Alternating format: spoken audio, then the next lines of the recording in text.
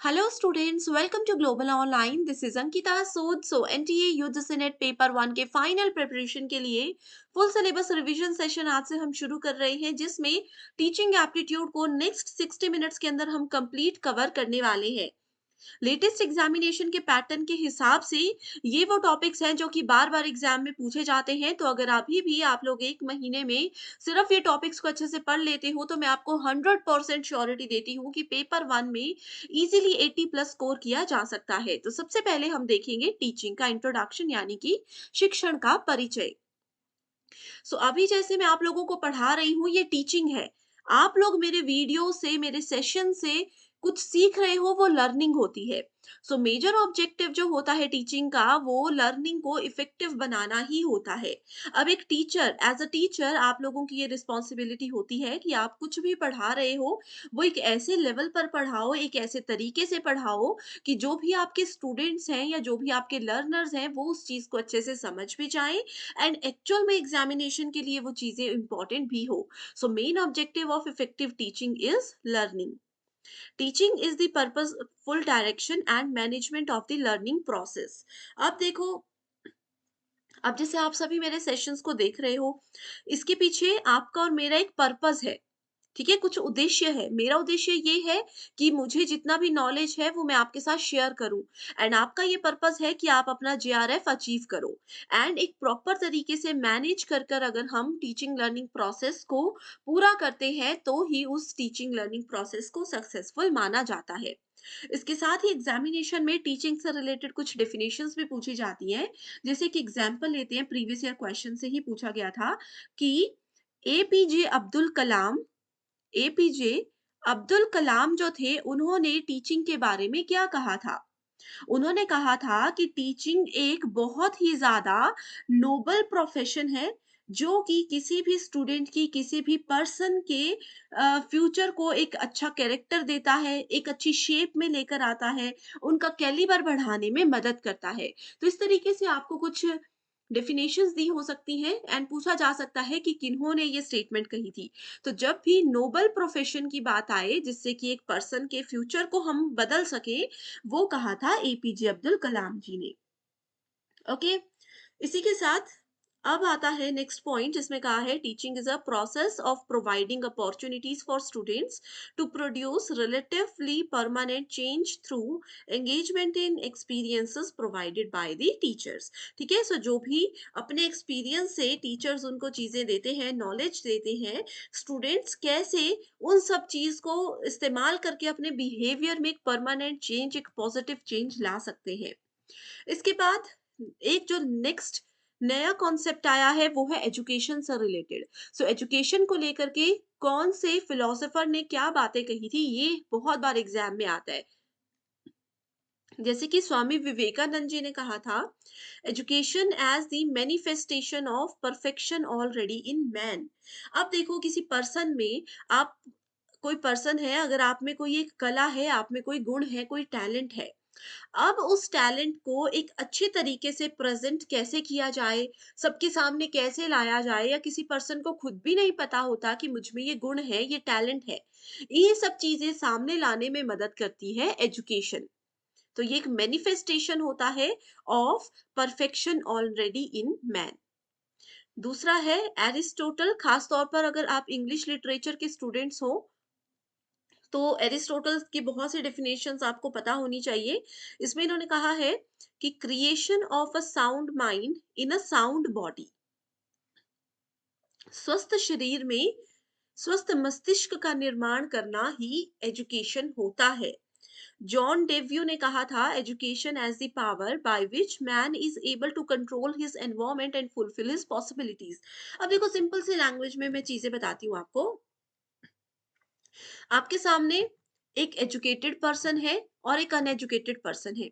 आप दोनों पर्सन को सेम टास्क दे रहे हो सकता है जो कम एजुकेटेड है या अनएजुकेटेड लोग हैं वो भी उस टास्क को पूरा कर लें, लेकिन उनका किसी चीज को प्रेजेंट करने का तरीका क्या हो सकता है, किसी चीज से डील करने का तरीका क्या हो सकता है, ये बहुत डिफरेंट होता है। तो इसीलिए एजुकेशन बहुत ज्यादा इंपॉर्टेंट भी है, एंड बहुत से फिलोसोफर्स ने एजुकेशन की अलग अलग डेफिनेशंस भी दी हुई हैं।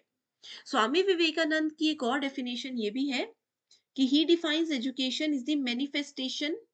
ठीक है, ये जो मैंने आपको बताया ये बहुत बार एग्जाम में आया है कि manifestation of perfection already in man. Okay,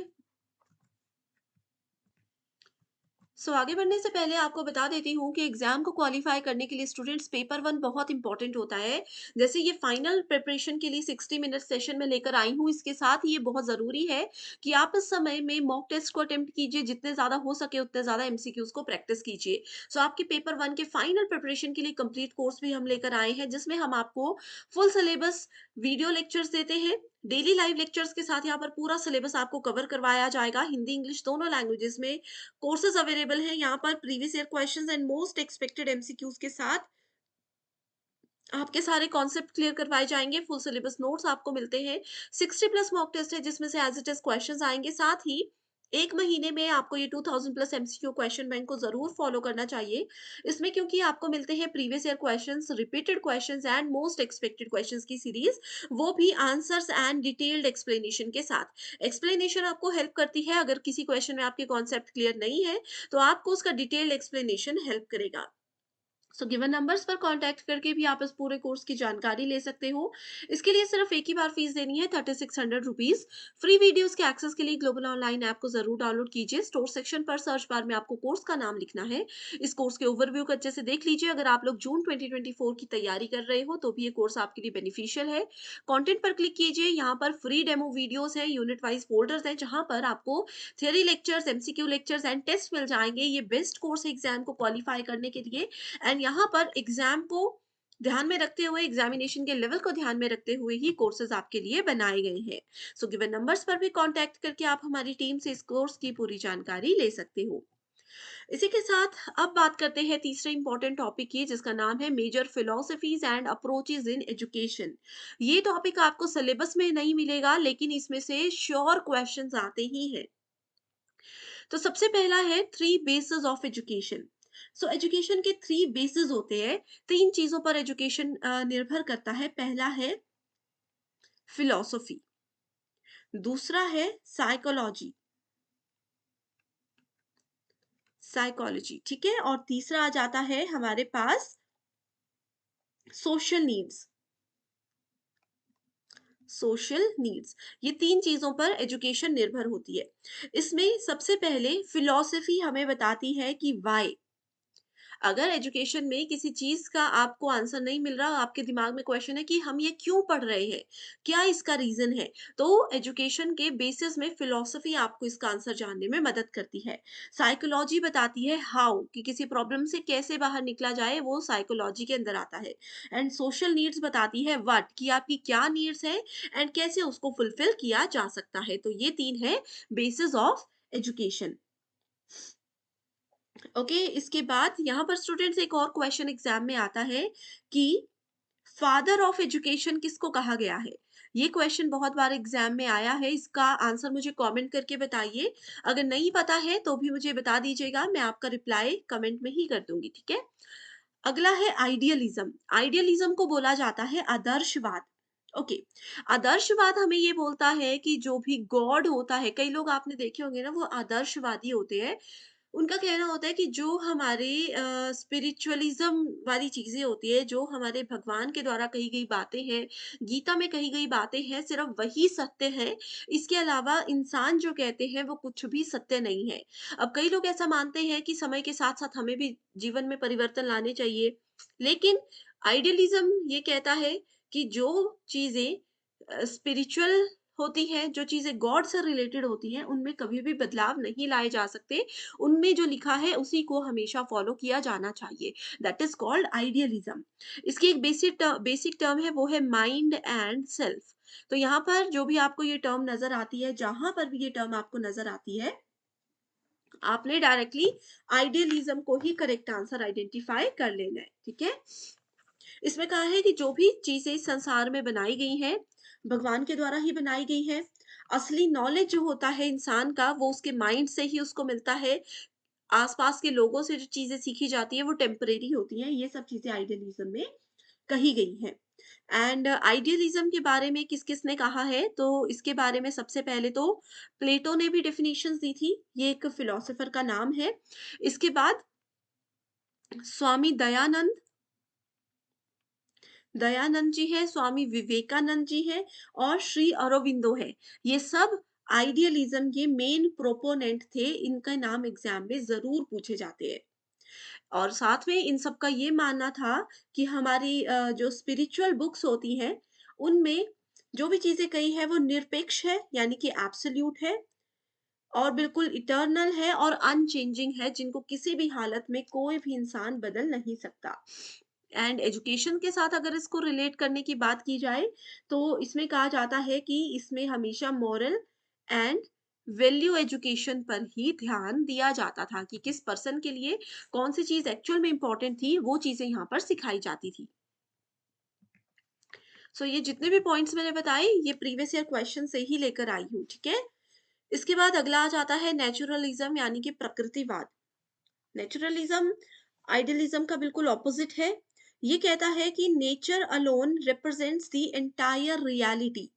environment से ही हम सीखते हैं, हमारे आसपास के जो लोग हैं उन्हीं से हम सीखते हैं, उनका जो बिहेवियर है, उनका जो तरीका है, वही एक इंसान फॉलो करता है। Education should be according to nature of child. ये भी इसमें कहा गया है कि एक पर्सन का, अब कोई बच्चा है, हमें पता है, बचपन से पता चल जाता है कि किस बच्चे की कितनी कैपेबिलिटीज है सीखने की। तो उनकी कैपेबिलिटीज, उनके नेचर, उनके इंटरेस्ट के अकॉर्डिंग ही उनको उस लेवल पर सिखाया जाना चाहिए, ये नेचुरलिज्म बोलता है। प्रेग्मेटिज्म का मतलब होता है लर्निंग बाय डूइंग, प्रैक्टिस। प्रेग्मेटिज्म को प्रैक्टिस से जरूर याद रख सकते हो, इसका मतलब मैंने अब बताया, लर्निंग बाय डूइंग। ये as it is question exam में ना जाने कितनी बार आया है, ठीक है। कि जितनी ज्यादा आप किसी चीज की प्रैक्टिस करते हो, जितना ज्यादा उसको एक्शन में लेकर आते हो, प्रैक्टिकल करते हो, उतना ज्यादा आप इजीली अच्छे से चीजों को समझ सकते हो। अब जैसे अगर आप डॉक्टर बनना चाहते हो, डॉक्टर छोड़ो, अब आप नेट सेट एग्जाम दे रहे हो, आप सभी असिस्टेंट प्रोफेसर बनना चाहते हो, ठीक है, टीचिंग फील्ड में जाना चाहते हो, तो आपको जितना मर्जी नॉलेज हो, चाहे जितने मर्जी अच्छे मार्क्स से आपने एग्जाम क्वालिफाई किया है, अगर आप लोग अपनी टीचिंग स्किल्स पर फोकस नहीं करोगे, अपनी टीचिंग को अच्छे से प्रैक्टिस नहीं करोगे, तो क्या वो सक्सेसफुल टीचर आप बन पाओगे? नहीं बन पाओगे। तो इसीलिए प्रेग्मेटिज्म बहुत ज्यादा इंपॉर्टेंट होता है। अगला है constructivism. Okay, so constructivism actively construct the knowledge. इसमें बोला है कि लर्नर जो होते हैं, स्टूडेंट जो होते हैं, वो एक्टिवली किसी चीज में पार्टिसिपेट करते हैं और खुद से नॉलेज लेकर आते हैं। अब छोटे बच्चे ही देख लो, उनको हर चीज हम सिखाते नहीं है, बहुत सी चीजें ऐसी होती है जो हमें सरप्राइज वो कर देती है कि ये इनको किसने सिखाया। तो कंस्ट्रक्टिविज्म वो लोग फॉलो करते हैं, ठीक है। अगर हम जीन पाइगेट की बात करें, उनका ये कहना है कि कंस्ट्रक्टिविज्म एक बहुत इंपॉर्टेंट पॉइंट होता है, जो पर्सन खुद से किसी चीज को कंस्ट्रक्ट करके चीजें समझता है, वो जिंदगी में कभी भी नहीं भूलता। अब जैसे मेरी ये एक आदत है कि कोई अगर पढ़ा रहा हो, मैं कभी उनसे नहीं समझ पाती, बेसिक्स क्लियर कर लूंगी, लेकिन याद मैं अपने रूल्स के हिसाब से करती हूँ, अपने ट्रिक्स के अकॉर्डिंग करती हूँ। तो वो कंस्ट्रक्टिविज्म है, एंड वो ट्रिक्स ऐसे होते हैं जो इंसान कभी भी नहीं भूलता। अगला है ह्यूमैनिज्म। ओके, ह्यूमैनिज्म बोलता है ह्यूमन लाइफ और उनके गोल्स जो होते हैं, उससे रिलेटेड यहाँ पर बात की जाती है। अब हर एक पर्सन है, सबके अलग अलग रूल्स है, सबके अलग अलग गोल्स है, तो वो ह्यूमैनिज्म के अंदर आता है, ठीक है। ये पूरी तरह से निर्भर करता है सेल्फ एक्चुअलाइजेशन पर।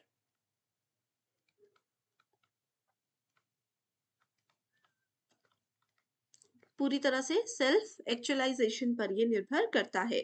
इसमें जैसे cooperation, mutual tolerance, social understanding, ये सारी चीजें आती है ह्यूमैनिज्म के अंदर। तो ये टर्म्स जो है एज इट इज एग्जाम में आ सकती है, नोट जरूर कीजिए। And students, already in topics पर डिटेल्ड वीडियो भी है, अगर वो अभी तक आपने नहीं देखी है, बस मुझे कमेंट करके बता दीजिए, ताकि मैं आपके साथ लिंक शेयर कर सकूं। एंड अगर आपको ये सेशन पसंद आ रहे हैं, तो भी एक बार जरूर मुझे बता दीजिएगा, एंड नेक्स्ट यूनिट कौन सी चाहते हो, वो भी शेयर जरूर कीजिए। अगला है रैशनलिज्म, यानी कि तर्कवाद। सो सेंस एंड एक्सपीरियंसेस, जहां पर टर्म्स नजर आएंगी sense and experiences, that is called rationalism.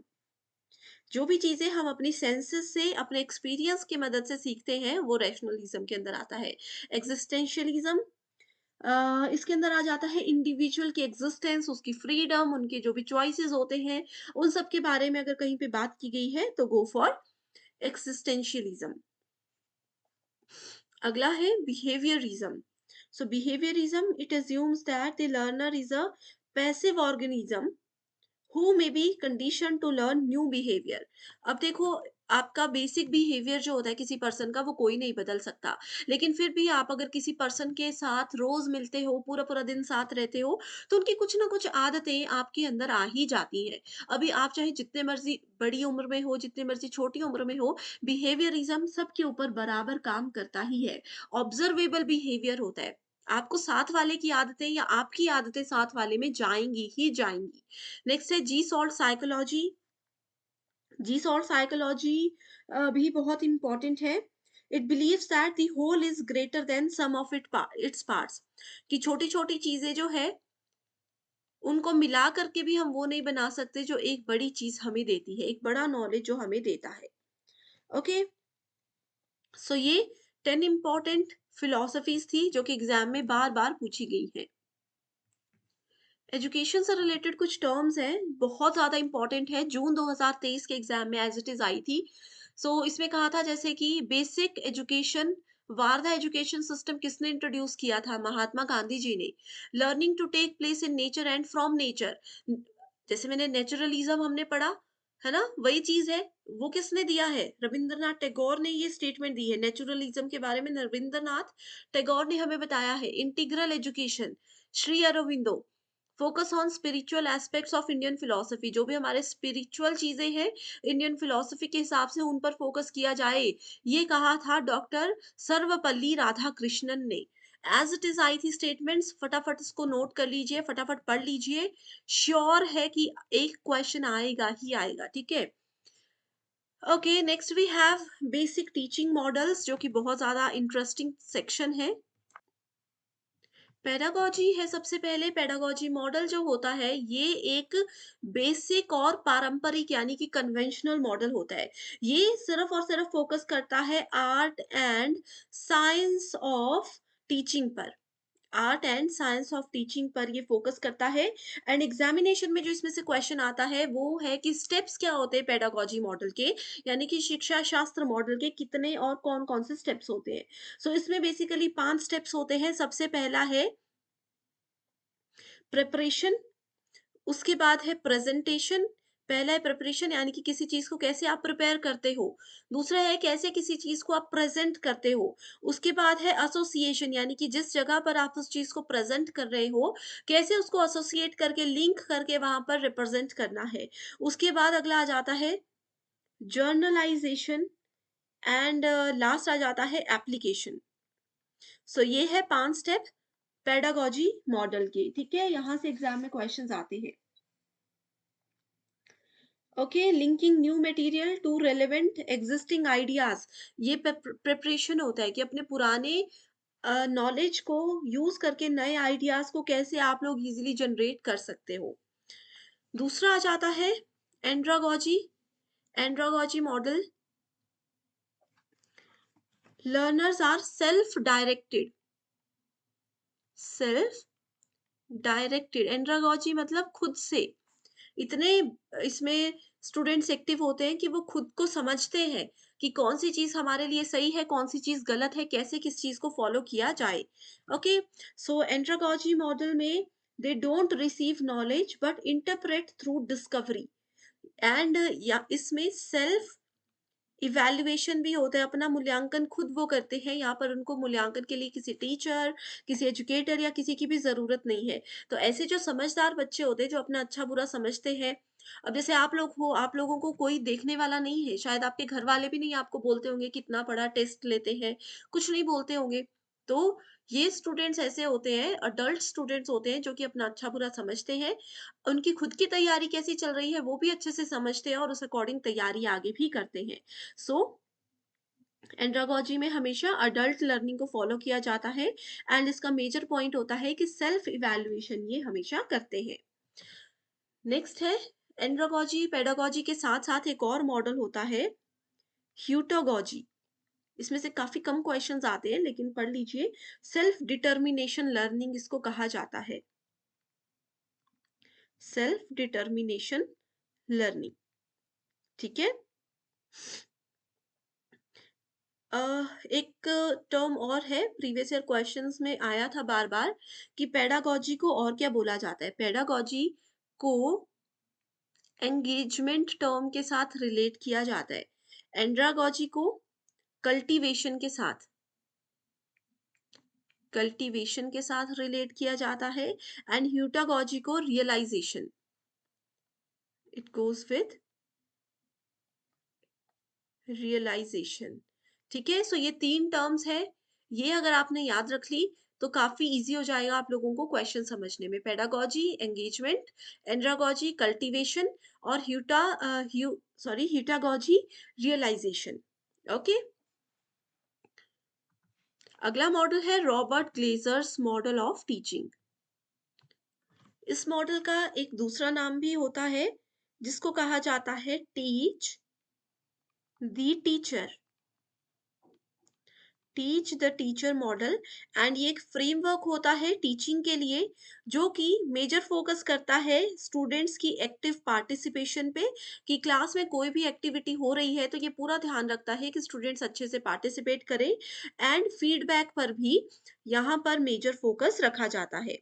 ये मॉडल रॉबर्ट ग्लेजर के द्वारा बनाया गया था 1970s में, इसीलिए इसका नाम रॉबर्ट ग्लेजर्स मॉडल रखा गया है।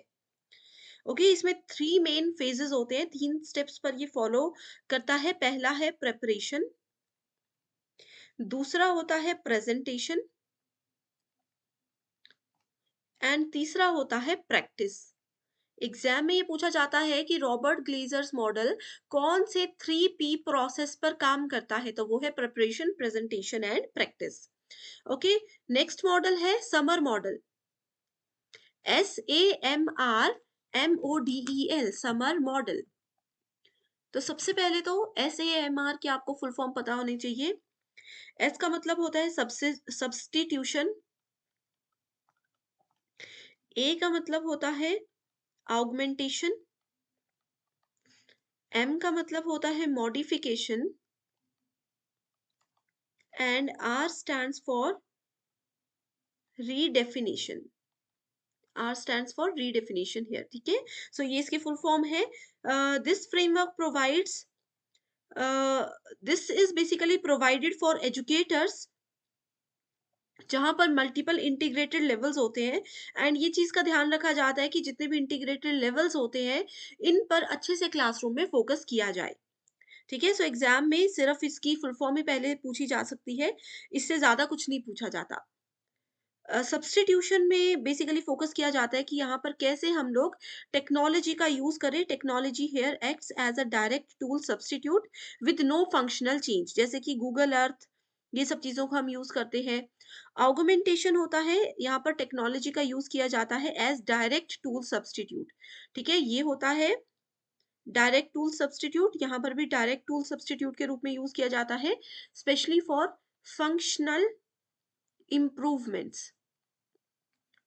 उसके बाद आता है मॉडिफिकेशन, यहाँ पर टेक्नोलॉजी को अलाउ किया जाता है फॉर टास्क रीडिजाइन, किसी भी टास्क को वापस चेंज करना चाहते हैं, रीडिजाइन करना चाहते हैं तो मॉडिफिकेशन यूज होता है। एंड रीडेफिनेशन हमें कहता है कि इस केस में, इस स्टेप में टेक्नोलॉजी को हम परमिशन देते हैं for the creation of new task, and previously in incompleted task को भी कंप्लीट किया जाता है और न्यू टास्क को भी यहाँ पर क्रिएट किया जाता है। ओके। इसके अगला मॉडल है मेरिल्स प्रिंसिपल ऑफ इंस्ट्रक्शन। सो ये जो टास्क होता है, सॉरी, ये जो प्रिंसिपल होता है, इसके अंदर 5 चीजें आ जाती है। ठीक है। सबसे पहला है कि ये टास्क सेंटर्ड होता है, टास्क सेंटर्ड रहता है। इसके बाद इसमें एक्टिवेशन आता है, उसके बाद आ जाता है demonstration, then we have application and integration.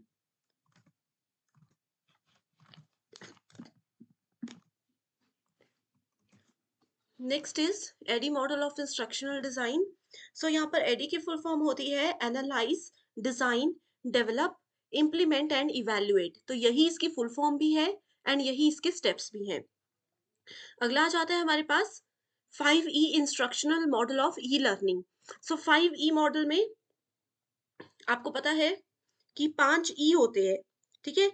पहला E स्टैंड्स फॉर एंगेज, दूसरा is explore, third is explain, fourth is elaborate and fifth is evaluate. तो इन मॉडल्स में आपको ज्यादा कुछ याद रखने की जरूरत नहीं है, ये जो फुल फॉर्म्स और जितनी सी इंफॉर्मेशन मैंने दी है ये काफी है। ओके, सो पेडागोजी एंड्रागोजी ऑलरेडी हम डिस्कस कर चुके हैं। आगे बढ़ने से पहले स्टूडेंट्स आपको बता देती हूँ कि एग्जामिनेशन में पेपर 1 के साथ साथ पेपर 2 भी बहुत ज्यादा इंपॉर्टेंट एंड स्कोरिंग सेक्शन है, क्योंकि ऑलरेडी ये चीज हमने पढ़ी है बट एग्जामिनेशन का लेवल थोड़ा डिफरेंट है एंड प्रैक्टिस के लिए आपको एमसीक्यूज बहुत ज्यादा इंपॉर्टेंट है। सो इस स्टडी मटेरियल में हम आपके लिए नोट्स एंड एमसीक्यूज लेकर आए हैं, जो कि इस एग्जामिनेशन के साथ साथ इंटरव्यू को क्वालिफाई करने में भी आपको बहुत ही ज्यादा हेल्प करते हैं। सो जल्दी से गिवन नंबर्स पर आप कॉन्टेक्ट करके इसको ज्वाइन कर लीजिए। सब्जेक्ट्स के नाम आपके सामने है। इसके लिए आपको सिर्फ एक ही बार फीस देनी है, 1280 रुपए। जब तक आपका एग्जाम और इंटरव्यू क्वालिफाई नहीं हो जाता तब तक आप इस कोर्स का, इस स्टडी मटेरियल का बेनिफिट उठा सकते हो। नेक्स्ट है हमारे पास nature and characteristics of teaching. अब देखो डायरेक्ट डेफिनेशंस है, फटाफट से हम इसको डिस्कस करेंगे। सो पहला पॉइंट में कहा गया है teaching is an interactive process.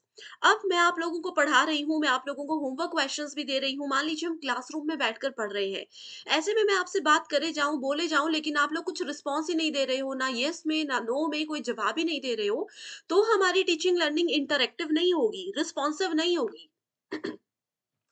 So teaching को यानी कि शिक्षण को अच्छा बनाने के लिए ये बहुत ज्यादा जरूरी है कि टीचिंग लर्निंग प्रोसेस जो है वो इंटरेक्टिव होना चाहिए। दूसरा है it is a process of development and learning.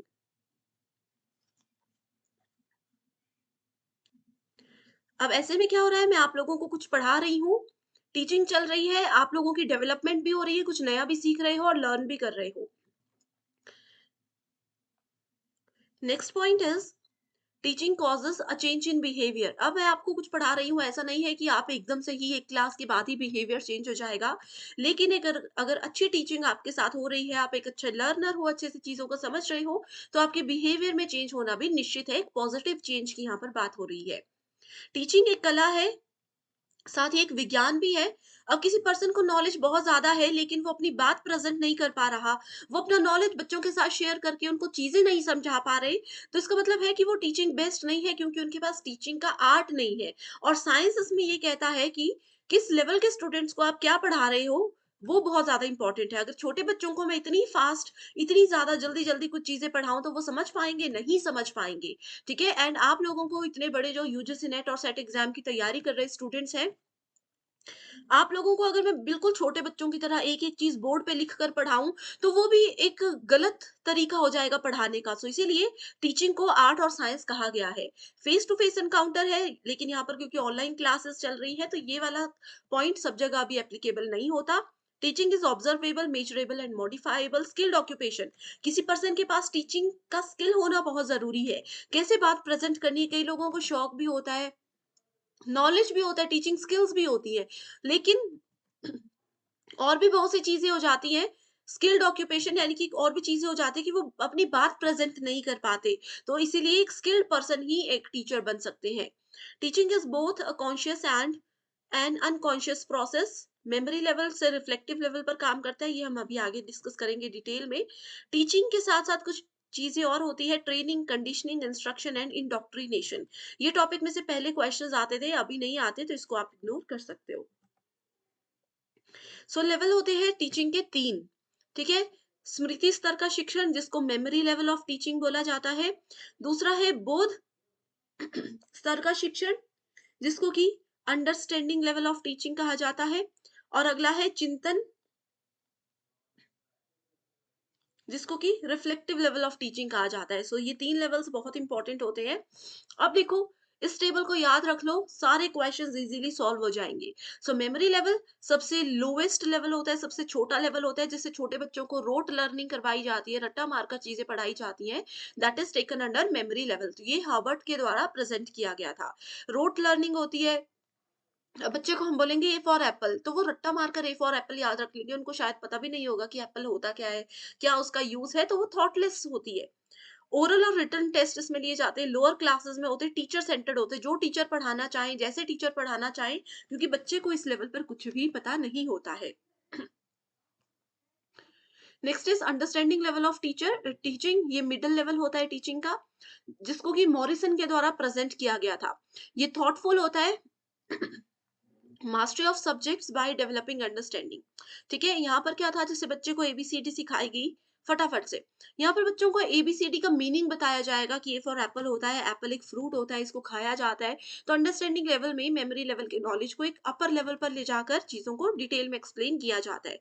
इसमें बच्चे थोड़ा बहुत चीजों को सोचना समझना शुरू कर देते हैं, लेकिन फिर भी ये टीचर सेंटर्ड ही होता है, क्योंकि इसमें बच्चे अपने आप से कुछ नहीं सीखते, जो टीचर करवाएंगे, जो टीचर समझाएंगे वही रहता है। हाईएस्ट लेवल होता है reflective level. Reflective level Hunt के द्वारा बनाया गया था। इनके मेन प्रोपोनेंट हंट थे। Use of knowledge and research skills to solve real life problems. So अभी तक देखो, अंडरस्टैंडिंग लेवल और मेमोरी लेवल में आपने जो कुछ भी नॉलेज कलेक्ट किया, उस नॉलेज को कहाँ पर यूज करना है रियल लाइफ में, कैसे उसको इस्तेमाल करके कुछ नया बनाना है, कुछ नया सीखना है, वो आता है रिफ्लेक्टिव लेवल के अंदर। ओके, सो देखो स्टूडेंट्स, यही चीजें हैं। जैसे आप लोगों ने बचपन में कुछ चीजें पढ़ी है, ड्राइंग सीखी होगी, बचपन में ड्राइविंग सीखी, किसी ने कुछ साल पहले ड्राइविंग सीखी होगी। इमरजेंसी में कब वो चीजें कहाँ पर काम आ जाए वो हमें नहीं पता होता। तो रिफ्लेक्टिव लेवल हमें यही बोलता है कि जो भी हमारा नॉलेज है, जो भी हमारे दिमाग में हमने अंडरस्टैंडिंग और मेमोरी लेवल में सीखा है, उसको रियल लाइफ सिचुएशंस में प्रॉब्लम को सॉल्व करने के लिए यूज किया जाता है, और ये होता है सेंटर्ड, लर्नर सेंटर्ड। डेमोक्रेटिक होता है रोल, जो कि बहुत ही ज्यादा एक्टिव रोल रहता है स्टूडेंट्स का। ये देखो क्वेश्चन है, which of the following level of teaching lay stress on critical shifting of ideas at the highest cognitive level. So highest cognitive level क्या होता है, रिफ्लेक्टिव लेवल होता है। तो यहाँ पर करेक्ट आंसर क्या है, ऑप्शन नंबर 3। ऐसे क्वेश्चंस एग्जाम में आते हैं। Okay, so next model is very very important and very very interesting, that is Bloom's taxonomy. So Bloom's taxonomy के बिना कोई भी एग्जाम पूरा नहीं होता। ठीक है, सो ब्लूम्स टेक्सोनॉमी, देखो ब्लूम ने कहा था कि जो 3 लेवल्स है टीचिंग के, इससे कुछ काम नहीं चलेगा, हमें हमारी टीचिंग लर्निंग को बहुत सारे डोमेन्स में डिवाइड करना पड़ेगा। इसीलिए ब्लूम ने अपने हिसाब से अपनी टेक्सोनॉमी को 3 हिस्सों में वर्गीकृत किया था, 3 हिस्सों में बांटा था। पहला है कॉग्निटिव डायमेंशन। यहाँ पर देखो, ब्लूम ने सबसे पहले 2001 में कॉग्निटिव डोमेन दिया। कॉग्निटिव का मतलब होता है मेंटल एबिलिटीज। किसी की भी मेंटल पावर, मेंटल एबिलिटीज की अगर बात की जाए, that is always related to cognitive. So उनके हिसाब से उन्होंने सिर्फ एक ही डोमेन में इसको 6 हिस्सों में बांटा था। पहला ये कहा था कि सबसे छोटा लेवल रिमेम्बरिंग होता है। रिमेम्बरिंग का कीवर्ड है रिकॉल, ये मैं आपको आगे भी बताने वाली हूँ। ठीक है, ज्ञान, किसी चीज को कोई बच्चे सबसे पहले याद रखते हैं। अब आपने मेरे साथ बैठे हो, आप मुझे देख रहे हो, ये कैसे पढ़ा रही है, कैसे पेन टैब और कैसे लैपटॉप को यूज कर रही है, तो आपने उन चीजों को याद रख लिया। उसके बाद आप उस लेवल पर, एक अपर लेवल पर उस चीज को अच्छे से समझने लग गए। फिर समझने के बाद आपने क्या किया, एक दिन उस चीज को खुद से अप्लाई किया, बिना मेरी इंफॉर्मेशन के, बिना मेरी हेल्प के उस चीज को अप्लाई किया। उसके बाद आपने एनालाइज किया कि इतना स्मूथली काम नहीं हो रहा, कहाँ पे आपने गलती की, कहाँ पर आपने गलत किया। उसके बाद आपने उसी एनालिसिस के बेस पे अपने आप को इवैल्यूएट किया, अपना मूल्यांकन किया कि जैसे मैम पढ़ा रही थी कि क्या हमने भी वैसा ही पढ़ाया, जैसे वो स्मूथली अपना लैपटॉप, अपना पेन टैब रन कर रहे थे, क्या हमने भी वैसा ही किया। तो इवैल्यूएटिंग के अंदर आता है, लास्ट में उन्होंने ये सभी पुराने नॉलेज को इस्तेमाल करके कुछ नया क्रिएट किया, that is called Bloom's taxonomy. So ये 6 फेजेस होते हैं। इसका सीक्वेंस याद रखना, एग्जाम में आपको ये ऐसे दिए होंगे, आपको अरेंज करना होगा। तो ब्लूम्स का कॉग्निटिव डोमेन ये था, लेकिन कुछ साल के बाद ब्लूम को लगा कि अभी कॉग्निटिव डोमेन को रिवाइज करने की जरूरत है, तो उन्होंने उसको रिवाइज भी कर दिया। आप इसको यहाँ पर एज इट इज पढ़ सकते हो। दूसरा डोमेन है ब्लूम का, वो है साइकोमोटर। इसमें पहला फेज है इमिटेशन, बेसिक लेवल की, कैसे आप किसी को देख देख के सीखते हो, फिर खुद से करने की कोशिश करते हो, उसमें आप थोड़े प्रोएक्टिव हो जाते हो। फिर आर्टिकुलेशन और नेचुरलाइजेशन, लास्ट में वो चीज इतने प्रैक्टिस आप कर लेते हो कि नेचुरली आपके अंदर आ जाती है। आप उसमें इतने प्रैक्टिस करते हो कि आपको, देखो, शुरू में जब आप लैपटॉप चलाना सीख रहे होंगे, गाड़ी चलाना सीख रहे होंगे, तो आपने अ, थोड़ा संभल-संभल कर काम किया होगा। अब आपका इतना नेचुरली वो चीज़ आप में आ चुकी है कि आप कब ब्रेक लगा रहे हो, ऑटोमैटिकली आप गियर चेंज कर रहे हो, वो ये सब ब्लूम के हिसाब से है कि टीचिंग लर्निंग को ऐसे फेजेस में डिवाइड किया जाता है। और तीसरा है अफेक्टिव डोमेन, रिसीविंग फिनोमिना, पहले हम किसी चीज को रिसीव करते हैं, ज्ञान को प्राप्त करते हैं, फिर रिस्पॉन्ड करते हैं कि ये इंफॉर्मेटिव है या नहीं, फिर उसकी वैल्यू जानते हैं, उसको ऑर्गेनाइज करते हैं, फिर उसको इंटरनलाइज करते हैं, यानी कि उसको अपनाते हैं। ये ऑलरेडी चीजें डिटेल में, बहुत ही ज्यादा डिटेल में हमने डिस्कस की है, लिंक आपको मिल जाएगा। बस कमेंट कर दीजिए कि मैम ब्लूम्स टेक्सोनॉमी का लिंक दे दो, मैं फटाफट से आपके साथ सारे लिंक्स शेयर कर दूंगी। हिंदी मीडियम स्टूडेंट्स के लिए भी सेम चीजें हैं। यहाँ पर पहला लेवल है ज्ञान, और ये सब देख सकते हो। कुछ कीवर्ड्स हैं, जैसे कि अगर हम रिमेम्बरिंग की बात करें, रिमेम्बरिंग में जहां पर आपको डिफाइन, आइडेंटिफाई, नेम, रिकॉल, ये सारे कीवर्ड्स नजर आए, मतलब कि रिमेम्बरिंग कॉग्निटिव डोमेन में, रिमेम्बरिंग लेवल पर हम अभी बात कर रहे हैं। अगर आपको किसी एग्जाम्पल में कहा है कि एबीसी नाम की किसी लड़की ने अपना जो है आईडी और ये सब चीजें वेरीफाई करवाई, मतलब कि इवेल्युएटिंग फेज की बात की जा रही है, तो हिंदी मीडियम में यहाँ पर देख सकते हो, बहुत इंपॉर्टेंट है ये चार्ट, इसको एज इट इज नोट जरूर कीजिए। देखो, जो मैं कह रही थी ना, ब्लूम्स टेक्सोनॉमी की अरेंजमेंट पूछी जाती है, करेक्ट सीक्वेंस पूछा है, ये 2020 का क्वेश्चन है। ठीक है, सो देखो क्या आता है, सबसे पहले रिसीव करते हैं हम, फिर रिस्पॉन्ड करते हैं, फिर वैल्यू, फिर ऑर्गेनाइजेशन, फिर कैरेक्टराइजेशन। देखो क्या है करेक्ट आंसर। ठीक है, इसका करेक्ट आंसर खुद से ढूंढकर मुझे रिप्लाई कमेंट में चाहिए ही चाहिए। स्टूडेंट्स, अगर आपको लग रहा है कि ये सेशन बहुत ज्यादा फास्ट हो रहा है, थोड़ा सा स्लो मुझे करना चाहिए, तो भी आप मुझे कमेंट करके एक बार जरूर बताइए। आपके सजेशंस को जरूर फॉलो किया जाएगा। एंड नेक्स्ट यूनिट कौन सी चाहिए वो भी बता दीजिए। नेक्स्ट है हमारे पास गैगनीज टेक्सोनॉमी। गैगनीज एक एजुकेशनल साइकोलॉजिस्ट थे, जिन्होंने कहा कि सिर्फ 3 लेवल से काम नहीं चलेगा, हमें एजुकेशन को रिप्रेजेंट करने के लिए कम से कम 9 स्टेप्स को फॉलो करना चाहिए। तो वो 9 स्टेप्स एग्जाम में पूछे जाते हैं। पहला है gain the attention of the learners. एक अच्छा टीचर बनने के लिए, खासतौर पर छोटे बच्चों की अगर यहाँ पर बात की जा रही हो, एक अच्छा टीचर बनने के लिए आपको सबसे पहले अपने स्टूडेंट्स का ध्यान अपनी तरफ लाना है। Inform learners of the objective, कि आज हम कक्षा में क्या पढ़ने वाले हैं वो उनको बताओ। कल की क्लास में हमने क्या पढ़ा था वो पहले डिस्कस करेंगे थोड़ा सा, और आगे की क्लास में हम क्या पढ़ेंगे उस चीज को थोड़े से शॉर्ट में बताने का। ठीक है, फोर्थ स्टेप में कहा है कि प्रेजेंट द कंटेंट। अब यहाँ से आप अपनी क्लास को शुरू करो, लर्निंग गाइडेंस बताओ, स्टूडेंट्स को धीरे धीरे पढ़ाना शुरू करो, देखो कि उनको बेसिक इंट्रोडक्शन समझ आई है या नहीं, उसके बाद अगले लेवल पर जाओ। परफॉर्मेंस, उनको प्रैक्टिस, देखो कितनी वो चीज़ों को समझ पाए हैं, कितना नहीं समझ पाए हैं।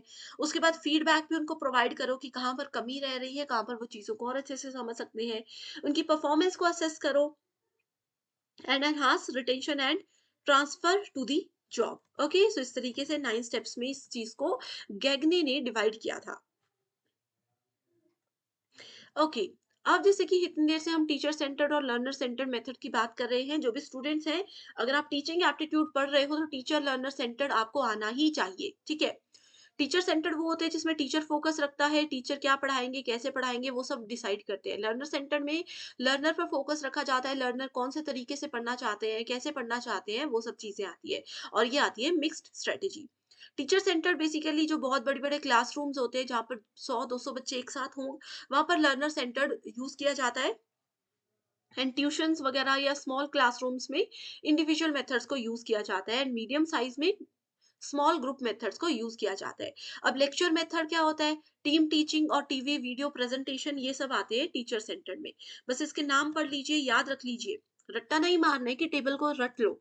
अब ग्रुप डिस्कशन, आपको पता है ग्रुप डिस्कशन 100 लोगों में हो सकता है, नहीं हो सकता। ग्रुप डिस्कशन में 5 6 7 लोगों की ही जरूरत होती है, तो मतलब स्मॉल ग्रुप होगा। सेमिनार में भी थोड़े लोग होते हैं। ठीक है, तो ऐसे होगा लेक्चर। अब 2 लोगों को आप पढ़ा रहे हो, वो लेक्चर नहीं होता, वो ट्यूशन की कैटेगरी में आ जाता है। ट्यूटोरियल्स की कैटेगरी में आ जाता है। ठीक है, दो लोगों को पढ़ा रहे हो, वो ग्रुप डिस्कशन भी नहीं हो सकता, तो दिखती सी बात है कि लार्ज ग्रुप मेथड यानी कि टीचर सेंटर स्ट्रेटेजी ही होगी। ठीक है, तो इस तरीके से आप लोग जैसे प्रोजेक्ट दिए जाते हैं, हर एक बच्चे को इंडिविजुअल प्रोजेक्ट दिए जाते हैं ना, तो दिखती सी बात है कि ये लर्नर सेंटर्ड ही होगा, बच्चा अपने अकॉर्डिंग करेगा। असाइनमेंट हर एक बच्चा अपनी खुद बनाता है, तो इसीलिए ये लर्नर सेंटर स्ट्रेटेजी है। तो अच्छे से एक एक पॉइंट को पढ़िए, वीडियो को पॉज करके देखिए, तभी आपको चीजें क्लियर हो जाएंगी। ओके, पुराना तरीका होता है, पारंपरिक तरीका होता है शिक्षण, उसको टीचर सेंटर कहते हैं। इसमें टीचर एक्टिव होते हैं, लेकिन बच्चे ऐसे हैं कि बस बैठे हैं, सुन रहे हैं, पढ़ रहे हैं, टीचर को कोई मतलब नहीं होते। टीचर आते हैं, क्लास में पढ़ाते हैं और चले जाते हैं। ना वो स्टूडेंट से पूछेंगे समझ आया नहीं, ना वो स्टूडेंट्स को पूछेंगे इंटरेस्ट है क्लास में या नहीं। फ्लेक्सिबिलिटी नहीं होती, स्टूडेंट्स में भी इतनी पावर नहीं होती कि वो बच्चों को पूछ सके। कोई ग्रुप एक्टिविटी नहीं है, एक टीचर है, क्लास में आ रहे हैं, पढ़ा रहे हैं और चले जा रहे हैं। पारंपरिक तरीका, वन वे कम्युनिकेशन, क्योंकि यहाँ पर सिर्फ टीचर बोलते हैं, स्टूडेंट्स नहीं। लेक्चर, टीम टीचिंग, ये सब इसके अंदर आता है। लर्नर सेंटर्ड मेथड मॉडर्न होता है, जिसमें स्टूडेंट्स बहुत एक्टिव होते हैं। आजकल के स्टूडेंट्स इतने एक्टिव है कि अगर आपको उनको टीचर का पढ़ाने का तरीका समझ नहीं आ रहा, तो वो सामने से भी पूछ लेते हैं कि अपना तरीका थोड़ा सा चेंज कीजिए। या टीचर्स भी उनको सामने से पूछते हैं कि कोई दिक्कत है मेरे पढ़ाने के तरीके में, मेरी स्पीड में, तो आप बता सकते हो। जैसे मैं आपसे पूछ रही हूँ कि अगर किसी स्टूडेंट को लग रहा है कि सेशन बहुत ज्यादा फास्ट जा रहा है, वैसे तो ये रिविजन सेशन है, इसकी स्पीड इतनी ही होनी चाहिए क्योंकि 60 मिनट्स में आपको रिविजन करना है, एग्जाम से पहले हेल्प रहेगी, तो इसीलिए ये चीजें बहुत इंपॉर्टेंट है। Learner centered teaching means, it means what? It means learners are given an opportunity to construct knowledge and teacher is a guide in the learning process. Learner centered में टीचर उनकी help नहीं करते, पूरा काम करके नहीं देते, सिर्फ गाइड कर सकते हैं। जैसे आप लोग अगर पीएचडी करने जाओगे, रिसर्च आपको खुद करनी है, सिर्फ आपके जो टीचर हैं वो आपको गाइड करेंगे, थोड़ा थोड़ा आपको बताएंगे कि कहाँ पर चीजों पर ध्यान देना है। ओके, सो यहाँ पर भी आप लोग देख सकते हो, एक और क्वेश्चन है इसी के बेस पर, ये भी प्रीवियस ईयर क्वेश्चन है। Learner centred approach is not centred on teacher needs. Teacher की नीड्स के हिसाब से ये होता है, इसमें बोला नॉट सेंटर्ड, तो ये बिल्कुल सही है। The learner centred approach revolves around collaboratively determining the subject matter, बिल्कुल सही है, बिल्कुल बेसिक क्वेश्चन है। नेक्स्ट है ऑनलाइन एजुकेशनल पोर्टल्स, जिसमें सबसे पहले आता है स्वयं। तो स्वयं क्या है? स्वयं में नॉन गवर्नमेंटल ऑर्गेनाइजेशन है, डिजिटल प्रोग्राम है, प्रिंसिपल ऑफ एजुकेशन को फुलफिल करने के लिए ऑनलाइन प्लेटफॉर्म है, या किसी वेबसाइट का नेम है। तो क्या है स्वयं? मुझे कमेंट करके बताइए। ओके, स्वयं देखो एक ऑनलाइन प्लेटफॉर्म है जो कि स्टूडेंट्स के लिए फ्री एजुकेशनल प्रोग्राम्स देता है। बहुत से, देखो इसका टैगलाइन ही है, शिक्षित भारत उन्नत भारत। ओके, सो स्वयं की फुल फॉर्म एग्जाम में पूछी जाती है, जो कि है study webs of active learning for young aspiring minds. ठीक है, तो ये है स्वयं का फुल फॉर्म। इसमें जितने भी स्टूडेंट्स हैं वो किसी भी कोर्स के लिए बिल्कुल फ्री में एनरोल हो सकते हैं। बेस्ट ऑनलाइन टीचिंग प्लेटफॉर्म के लिए इसको बनाया गया है। करंटली अगर यहाँ पर हम 2023 के शुरुआती दिनों की बात करें, तो यहाँ पर ना जाने कितने लाख बच्चे एनरोल ऑलरेडी हो चुके हैं। आप इंडियन हो, इंडिया से बाहर रहते हो, कहीं भी रहते हो, आप इसमें एनरोल हो सकते हो। स्वयं बेसिकली 4 क्वाड्रेंट्स पर काम करता है। पहला क्वाड्रेंट है वीडियो, इसमें आपको वीडियो लेक्चर्स मिल जाएँगे। दूसरे इसमें आपको कंटेंट मिल जाएगा, ई कंटेंट, जिसको आप बाद में चाहे तो प्रिंट भी करवा सकते हो। सेल्फ असेसमेंट यहाँ पर आपको मिल जाती है, यानी कि कोई भी टेस्ट अगर आप देते हो, तो आप उसके बाद उसमें असेसमेंट कर सकते हो, कितना स्कोर किया है, कहाँ पर गलती हुई है। एंड इसके बाद साथ ही ऑनलाइन डिस्कशन का सेक्शन भी यहाँ पर आपको दिया जाता है। तो ये है स्वयं। इसके बाद अगला टॉपिक है स्वयं प्रभा। स्वयं प्रभा को 19 अक्टूबर 2020 में लॉन्च किया गया था। ये डीटीएच डिश है, डिश आप लोगों के घर में होती है, टीवी सब लोग देखते हैं। ये टोटल 34 चैनल्स आपको प्रोवाइड करवाता है, direct to home channels. High quality educational programs हैं जो कि 24/7 रन करते हैं। एग्जाम में ये पूछा जाता है कि कौन सा सैटेलाइट स्वयं प्रभा के लिए रिस्पॉन्सिबल है, तो जी सैट 15 यानी कि जियो स्टेशनरी सैटेलाइट 15 जो है, इसके लिए रिस्पॉन्सिबल होता है। स्टूडेंट्स में यही कंफ्यूजन रहता है कि 32 चैनल्स हैं या 34, तो ओवरऑल 34 चैनल्स हैं। एंड स्टूडेंट्स, क्योंकि ये 2020 में लॉन्च किए गए हैं सारे पोर्टल्स, तभी से सिलेबस में भी ऐड किए गए हैं। अगर आप लोगों को इससे रिलेटेड करंट अफेयर्स चाहिए, लेटेस्ट डेटा जो है स्वयं प्रभा और स्वयं से रिलेटेड वो नहीं पता, तो मैं आपको बता दूँगी। स्वयं प्रभा की सबसे खास बात ये है कि इसमें अगर आप लोग चाहो तो मॉर्निंग में वो सेशंस देख लो, इवनिंग में देख लो, आफ्टरनून में देख लो, नाइट में देख लो। 34 डीटीएच चैनल्स हैं जिसमें वही चीज़ें रिपीट होती रहती है। आईआईटी की जो टीचर्स हैं उन्हीं की यहाँ पर रिकॉर्डेड सेशंस होते हैं। जैसे आज का एक सेशन है, वो हर 4-5 घंटे के बाद रिपीट होगा ताकि स्टूडेंट अपने समय और सहूलियत के हिसाब से उसको फॉलो कर सके। चैनल के नाम अब तो नहीं पूछे जाते लेकिन पहले पूछे जाते थे, अगर समय है तो पढ़ सकते हो। जैसे इसमें चैनल नंबर 1 है वागीश, चैनल नंबर 2 है संस्कृति, चैनल नंबर 3 है प्रबोध, ठीक है? किसके द्वारा इसको हैंडल किया गया है? जैसे ईएमआरसी जोधपुर, ऐसे जामिया मिलिया जो यूनिवर्सिटी है, वो कौन-सा चैनल हैंडल करती है? वो करती है चैनल नंबर 5 जिसका नाम है प्रबंधन। एंड ये basically social science, management, library science, information and इससे रिलेटेड जो सब्जेक्ट्स हैं उसको यहाँ पर पढ़ाया जाता है। ठीक है? आईआईटी दिल्ली कौन से चैनल को हैंडल करती है? तो वो है चैनल नंबर 12 नेपटेल, चैनल नंबर 14 नेपटेल। यहाँ पर देख सकते हो इंजीनियरिंग से रिलेटेड कोर्सेज़ आईआईटी के द्वारा बताए जाते हैं। नेक्स्ट है यूजीसी मूक, ये भी एक स्वयं का ही वर्टिकल है। मूक की फुल फॉर्म है मैसिव ओपन ऑनलाइन कोर्सेज। ये भी आपको बेस्ट फ्री ऑनलाइन एजुकेशन देता है, बेस्ट फ्री कोर्सेज प्रोवाइड करवाता है, जिसमें अभी तक काफी सारे स्टूडेंट्स ऑलरेडी एनरोल हो चुके हैं। अब देखो लर्नर्स की कुछ विशेषताएं होती हैं और कुछ कमियां भी होती है जो कि एग्जामिनेशन के लिए इंपॉर्टेंट है। लर्नर की कैरेक्टरिस्टिक्स है easily adjust to change, internal motivation. अब देखो मैं आप लोगों को चाहे जितना मर्जी पढ़ा लूं, चाहे स्लो पढ़ा लूं, चाहे फास्ट पढ़ा लूं, लेकिन कोई स्टूडेंट अगर पढ़ना ही नहीं चाहते, उनको ऐसा है कि मुझे एक ही टीचर है मेरे फेवरेट, मैं उन्हीं से पढ़ना है, चाहे वो टीचर हफ्ते में एक ही बार क्लास लगा रहे हो, तो ऐसे में आप एक लर्नर नहीं हो, बेस्ट लर्नर नहीं हो। क्योंकि एक लर्नर वही होता है जो इजीली किसी बदलाव को एक्सेप्ट कर सके कि अगर एक टीचर आज नहीं है तो आप दूसरे से भी पढ़ सकते हो।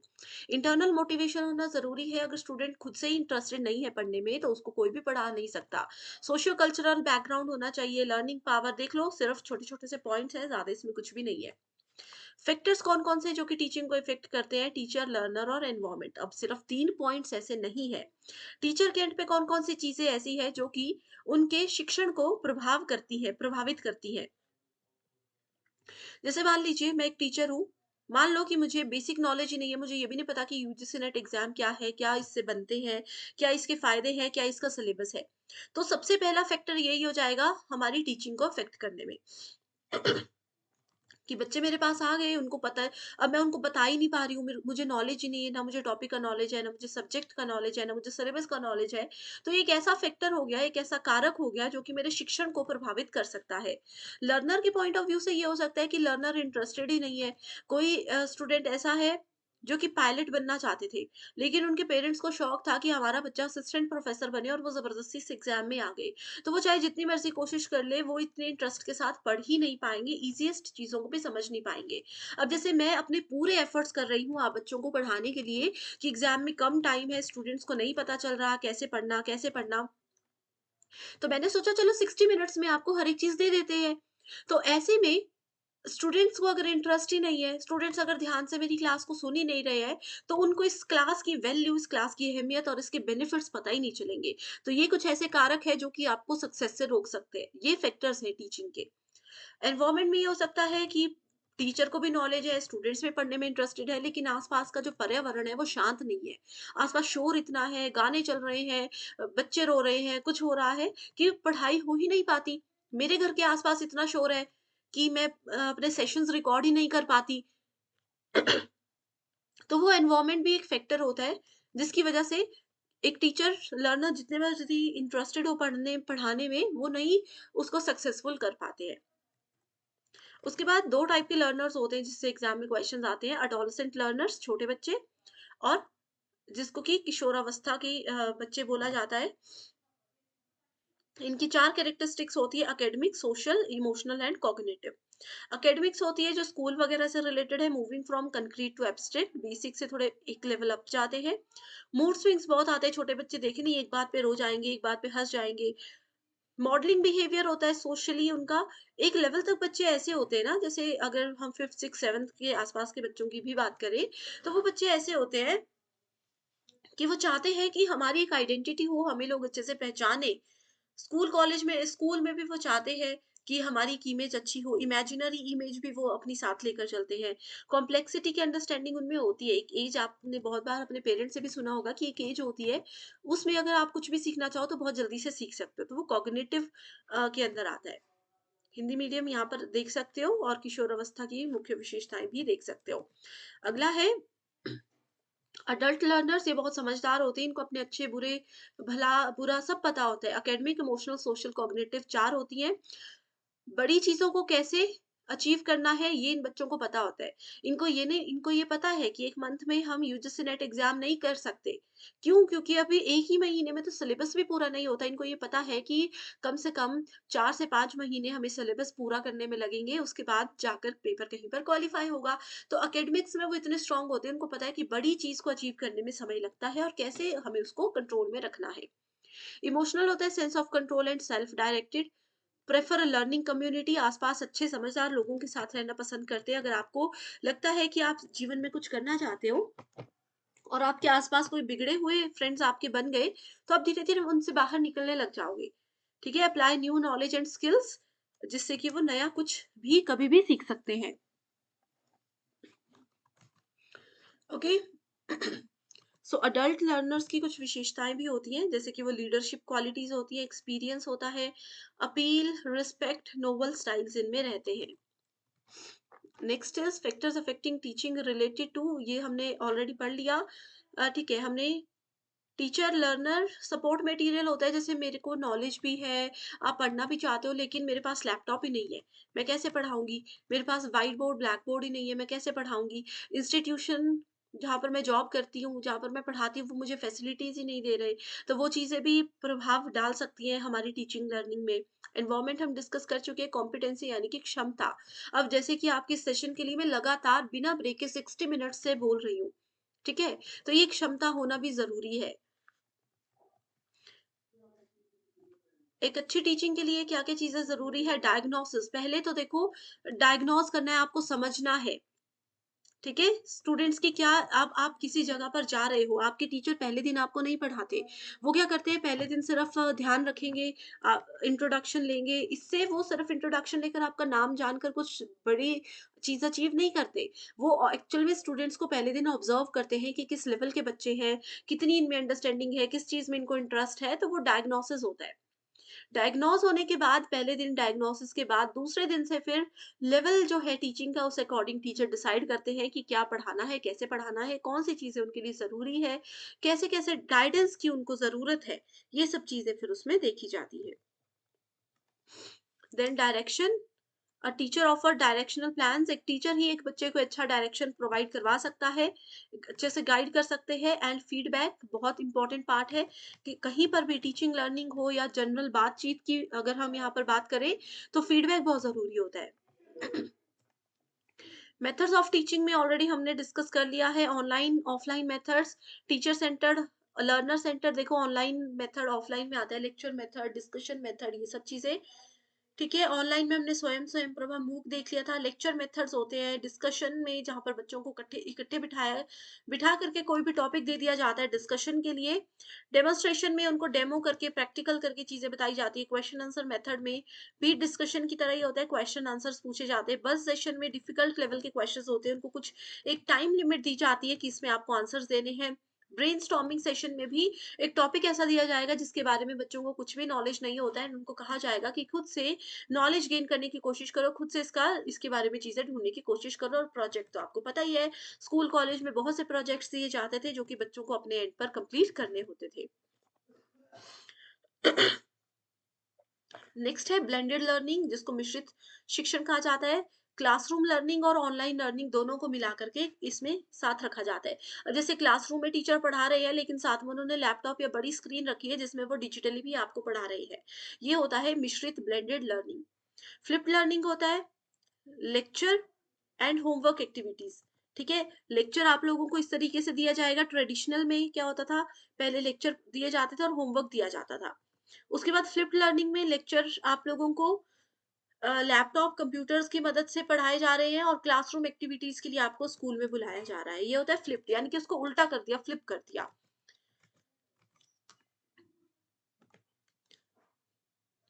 अब आता है सबसे इम्पोर्टेंट टॉपिक टीचिंग एप्टीट्यूड का, दैट इज इवैल्यूएशन सिस्टम, मूल्यांकन। अब आप लोगों के जो फाइनल एग्जाम्स होते हैं वो क्या है, आप लोगों ने पूरा साल क्या किया उसका मूल्यांकन करने के लिए लिए जाते हैं। Evaluation is the process of gathering and interpreting evidence on changing the behaviour of the students as the progress through school. Definitions पर नहीं जाते हैं, डायरेक्ट आपको बताती हूँ। देखो, इवैल्यूएट करना इतना ज़रूरी होता है, अब पूरे साल अगर आपने क्या किया, क्या समझा, उसके लिए इवैल्यूएशन ज़रूरी होता है, ठीक है? Formative evaluation and summative evaluation. Formative होता है जो कि क्लास के दौरान ही किया जाता है, ठीक है? क्लास में आपने क्या पढ़ा, मैंने आपको क्लास में क्या पढ़ा, जैसे अभी क्लास के बीच-बीच में मैंने आपको होमवर्क क्वेश्चंस दे दिए, तो वो क्या है, वो फॉर्मेटिव इवैल्यूएशन हम कर रहे हैं। ठीक है? या क्लास के एंड में भी मैं आपको कुछ क्वेश्चंस दूँगी, वो फॉर्मेटिव इवैल्यूएशन होगा कि आप क्लास में कितने एक्टिव हो। समेटिव समरी से याद रखो, समरी कब होती है किसी भी चीज़ की, बिल्कुल लास्ट में आपके फाइनल एग्ज़ाम, आपके सेमेस्टर एग्ज़ाम, ये आपके समेटिव इवैल्यूएशन के पार्ट होते हैं। उसके बाद आ जाता है norm reference and criterion reference. इसके लिए बेस्ट एग्ज़ाम्पल यही है। नॉर्म रेफरेंस में देखो क्या हुआ, एक स्टूडेंट की परफॉर्मेंस को बाकी के स्टूडेंट्स के साथ कंपेयर किया जा रहा है। अगर एक स्टूडेंट की हाइट को बाकी के साथ कंपेयर किया जा रहा है, जहाँ पर भी बात की जाएगी कि क्लास में जितने भी बच्चे हैं सबकी परफॉर्मेंस को टीचर्स ने कंपेयर किया। जैसे क्लास में जनरली होता है फर्स्ट, सेकंड, थर्ड, फोर्थ जो बच्चे आते हैं, वो इसी बेसिस पे तो आते हैं कि पहला जो आ गया उसके साथ बाकियों को कंपेयर करते रैंक स्टूडेंट्स को दिया जाएगा। ये होता है नॉर्म रेफरेंस टेस्ट।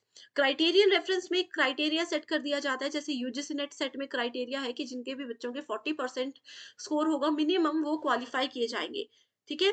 तो ये क्या है, हमने क्राइटेरिया रख दिया, जैसे इस एग्जाम्पल में दिया है, जिस लड़की की हाइट 5 फीट से ज्यादा होगी सिर्फ उसी को स्पोर्ट्स कोटा मिलेगा, अदरवाइज नहीं मिलेगा।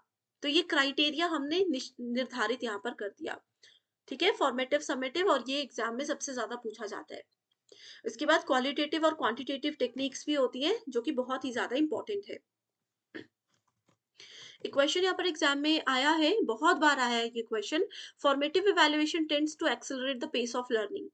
बिल्कुल सही है। फॉर्मेटिव से हमें पता लगता है कि बच्चे क्लास में समझ रहे हैं या नहीं। फॉर्मेटिव इवैल्यूएशन से हमें स्टूडेंट्स का भी पता चलता है कि वो क्लास में सुन रहे हैं या नहीं, और टीचर को भी ये पता चलता है एक समय के साथ कि शायद हो सकता है मेरे ही पढ़ाने के तरीके में कुछ चेंजेस करने की हमें ज़रूरत है, तो वो उसको चेंज कर सकते हैं। इसलिए लर्निंग का जो पेस है, गति जो है, उसको एक्सेलरेट करने में, बढ़ाने में मदद करता है। As against summative evaluation, formative evaluation is highly reliable. बिल्कुल सही बात है ये। ओके, सो डायरेक्ट और इनडायरेक्ट लर्निंग के कुछ प्रोसेस होते हैं जो कि एग्जाम में पूछे जाते हैं। इसके अलावा स्टूडेंट्स, एक टॉपिक अभी रह गया है जिसका नाम है माइक्रो टीचिंग। आप मुझे कमेंट करके बताइए कि माइक्रो टीचिंग क्या होता है, इसमें से श्योर क्वेश्चंस आते हैं। सिर्फ डेफिनेशन बताइए। अभी आज इस वीडियो के इमीडिएटली बाद मैं एक शॉर्ट्स अपलोड करने वाली हूँ जिसमें माइक्रो टीचिंग के कॉन्सेप्ट्स मैं आपके साथ शेयर कर दूंगी, ठीक है?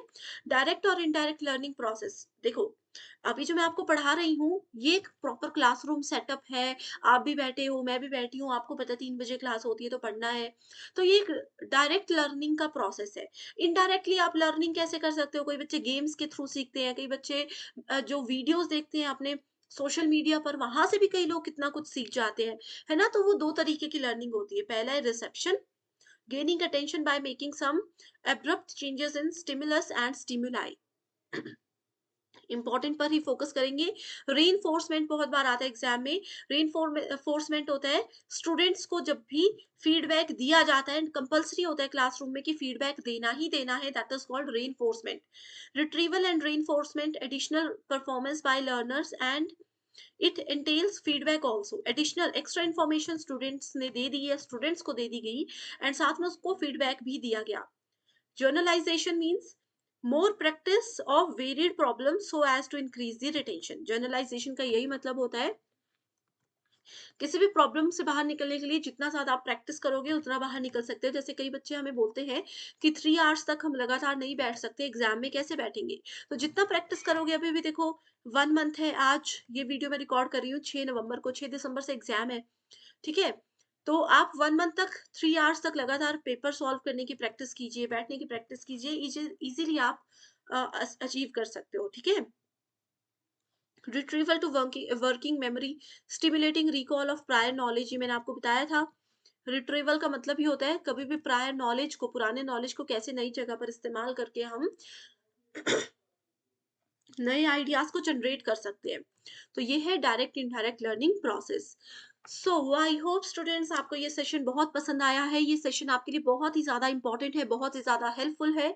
सो आज हमने टोटल 15 टॉपिक्स को कवर किया है। ये 15 टॉपिक्स में भी अगर आपको अभी भी कोई डाउट रह गया है या आपको लगता है कि रिविजन से पहले आपको और कहीं डीप में जाने की ज़रूरत है, सिर्फ टॉपिक का नाम कमेंट कर दीजिए, उस पे डिटेल्ड वीडियो जो है उसका लिंक मैं सेपरेटली आपको दे दूँगी।